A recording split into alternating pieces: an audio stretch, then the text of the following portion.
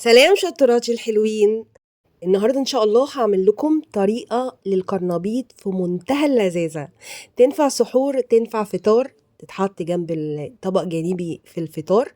جميلة جدا وبسيطة ومش محتاجة أي تعقيدات. يلا بينا بقى نشوف الطريقة. يلا معايا.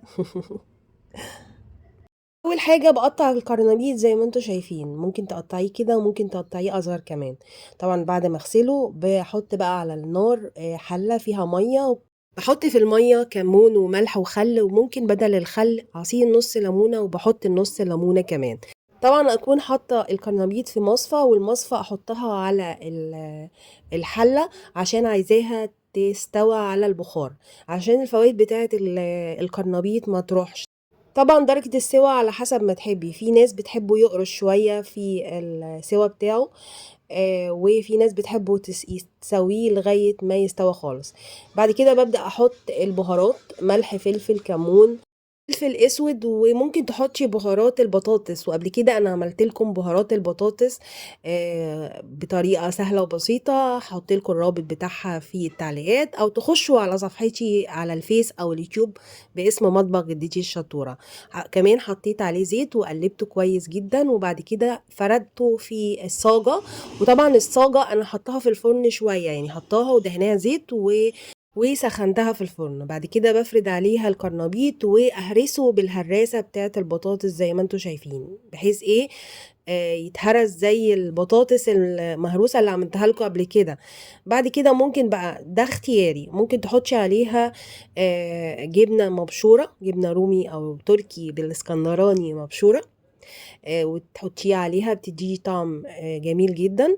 وتزودي شوية زيت عليه من فوق الوش، او تدهنيه بزيت كده بفرشة، وتحطيه بقى في الفرن. تكون في الفرن طبعا على درجة حرارة 200، ويطلع اخر تمام. بيطلع طعمه في منتهى الجمال، وكمان الجبنة بتديله اضافة وطعم مميز. هنا طلع وبيكون جميل جدا، سواء بقى على السحور، ممكن تعمليه على السحور جنبك طبق فول، وبيكون جميل جدا وسهل وبسيط. وكمان مش محتاج، مش شارب زيت زي لما بتقليه في الزيت. كمان انتوا عارفين الزيت غالي، فتوفير كمان في قلي الزيت في الحاجات اللي بتقليها. في طريقة تانية برضو بعملها للقرنبيط، هقولها لكم في آخر الفيديو. بس الطريقة دي جميلة جدا على فكرة، والجبنة والبهارات مدياله إضافة جميلة. طبعا نفس الطريقة بتاعة السلق، ونفس الطريقة بتاعة البهارات اللي بحطها فيه. بحطها في طاسة وحبة زيت صغيرين كده، واشوحها بالشكل اللي انتوا شايفينه ده. وانتوا عارفين ان اليومين دول موسم القرنبيط هيبقى حلو على الفطار والسحور. وصفتين للقرنبيط اتمنى تجربوهم وتقولوا لي في التعليقات رأيكم، سواء في الفرن بالجبنة او بتشوحيه بالشكل ده، وسواء كمان يتاكل في السحور او الفطار. اتمنى لو عجبكم الوصفة واستفدتوا منها، ياريت لايك ومشاركة مع اصحابكم عشان يستفيدوا.